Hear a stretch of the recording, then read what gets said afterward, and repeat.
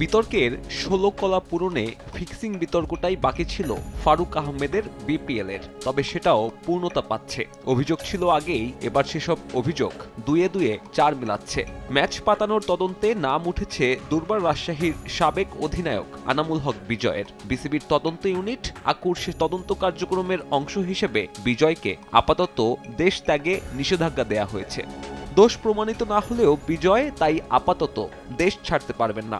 Immigration ইউনিটকে এ বিষয়ে জানানো হয়েছে। তদন্তের স্বার্থে বিজয়কে তাই এখন দেশেই থাকতে হবে। দেশ ছাড়ার নিষেধাজ্ঞায় বিজয়ের সঙ্গে আরও কয়েকজনের নাম থাকার গুঞ্জন রয়েছে।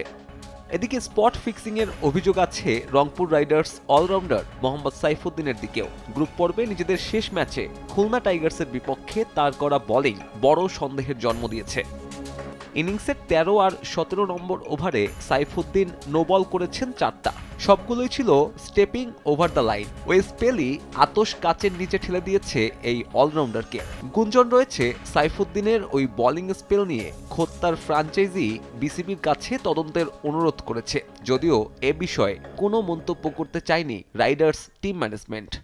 শনিবার বিসিবি কর্মকর্তা আর আকুর সদস্যদের সঙ্গে হোম অফ ক্রিকেটে দেখা করবেন কয়েকজন ক্রিকেটার, ফ্র্যাঞ্চাইজি মালিক আর কিছু গণমাধ্যম কর্মী। সেখানে আলোচনায় থাকবে ফিক্সিং ইস্যু।